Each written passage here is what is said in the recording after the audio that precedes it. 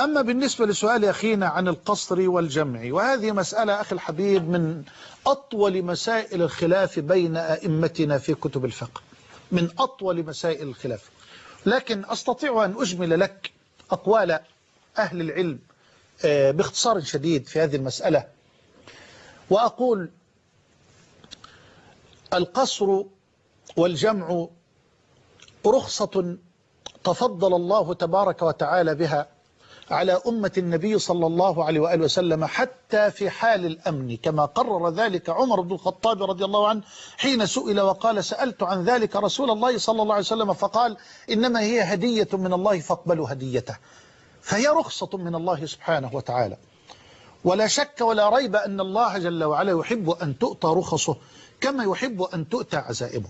وللعلماء في ذلك أقوال، منهم من يرى وجوب القصر في السفر، منهم من يرى، ولا يتسع الوقت الآن لسرد أدلة كل فريق من أهل العلم، وقد فصلت ذلك. فمن أهل العلم من يرى وجوب القصر في السفر، ومنهم من يرى أن القصر في السفر سنة وليس واجبا، سنة وليس واجبا،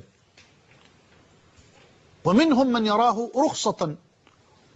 رخصة، فمن أخذ بها فحسن، ومن لم يأخذ بها فلا إثم عليه. والثابت أنه صلى الله عليه وسلم لم يكمل أو لم يتم الصلاة في سفر قط.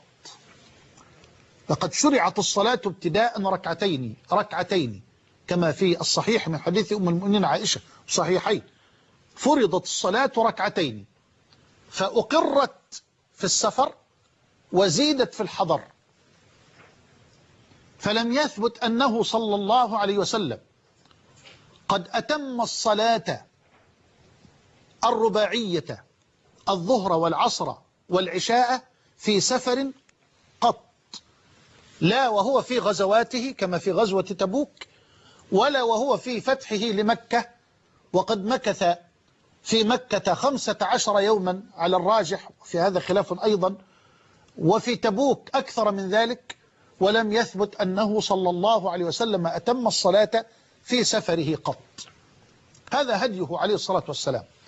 ويتمسك الفريق الذي يقول بالوجوب بهديه وفعله صلى الله عليه وسلم في أنه ما أتم الصلاة في سفر قط.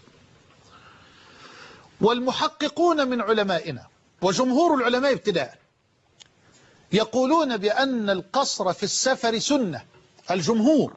جمهور العلماء على أن القصر في السفر سنة وليس واجبا، وعلى المسافر أن يتم بعد 4 أيام باستثناء يومي السفر سواء في ذهابه أو في إيابه. يرى الجمهور أن يتم المسافر صلاته بعد 4 أيام. والمحققون، وهو ما أدين به أنا لربي جل وعلا، المحققون من أهل العلم يرون أن العبرة في موطن السفر بحال المسافر نفسه، بمعنى إن كان يشعر المسافر في موطن السفر بالقرار والاستقرار فعليه أن يتم الصلاة، وإن كان لا يشعر بالقرار والاستقرار الذي يشعر به في موطن إقامته ولا يعلم متى سيرحل، هل سيرحل اليوم أم غدا، فله أن يقصر الصلاة ولو طالت مدة إقامته في موطن سفره.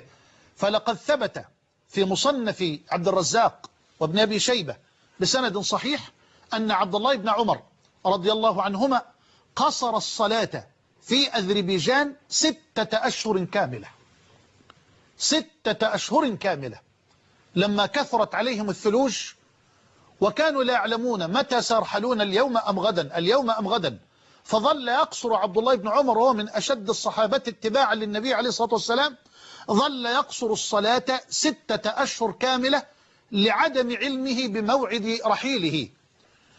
أما قصرك وجمعك وأنت شاد للرحل فلا خلاف عليه بين كل هذه الطوائف من أهل العلم، لا خلاف على القصر والجمع ما دمت شادا للرحل في السفر، أي ما دمت في طريق سفرك، سواء كنت في ذهاب أو في إياب.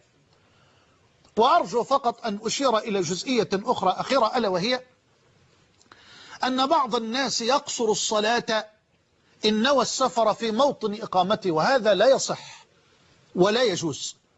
لا يجوز أن تشرع في قصر الصلاة مع الجمع وأنت لازلت في موطن إقامتك، حتى وقد كنت عقدت، وإن كنت قد عقدت العزم والنية على السفر. يعني إيه؟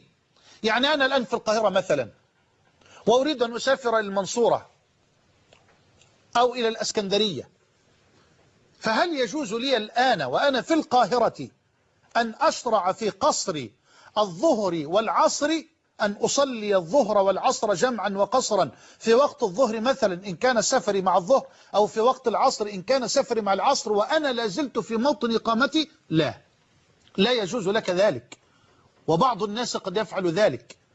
لكن يجوز لك أن تقصر الصلاة وأن تجمع وأنت في سفرك إذا تجاوزت محلة عمرانك. إذا تجاوزت محلة عمرانك، يعني إذا ركبت السيارة وخرجت من موطن إقامتك وبدأت تطلع مثلا، طالع على طريق المنصورة وعلى طريق اسكندرية، وبدأت تخرج مثلا من مكانك الذي أنت فيه ومشيت على الطريق الصحراوي أو على الطريق الزراعي، لك عند أول زاوية أو عند أول مسجد ولو كان بعد 2 كيلو أو بعد 3 كيلو أن تنزل وأن تصلي الظهر والعصر جمعا وقصرا، إما في وقت الظهر أو في وقت العصر، بحسب ما تيسر لك أنت، بحسب ما تيسر لك أنت. والراجح أنه لا أفضلية في التقديم أو في التأخير، وهذا فضل الملك القدير ورحمته على أمة البشير النذير.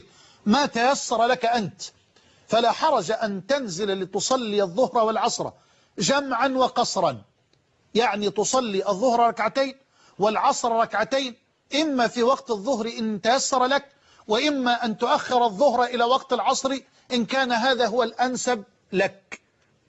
فلا بد أن تتجاوز محلة العمران. طيب يا مولانا مش لازم أمشي 86 كيلو؟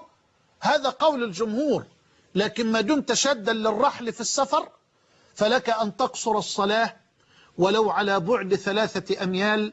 فلقد ثبت في الصحيحين من حديث ابن عباس، وفي صحيح مسلم من حديث جابر بن عبد الله رضي الله عنهم جميعا، أنه صلى الله عليه وآله وسلم صلى في حجة الوداع، صلى الظهر في المسجد النبوي 4، وصلى العصر بذي الحليفة 2.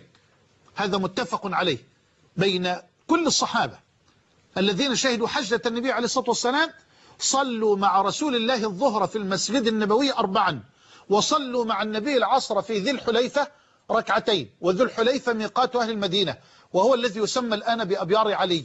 صلى النبي الظهر 4 في المسجد يعني في المدينة النبوية، وصلى العصر في ذي الحليفة 2. وذو الحليفة اللي هو الميقات مكان يبعد عن المدينة 3 أميال كما هو معلوم.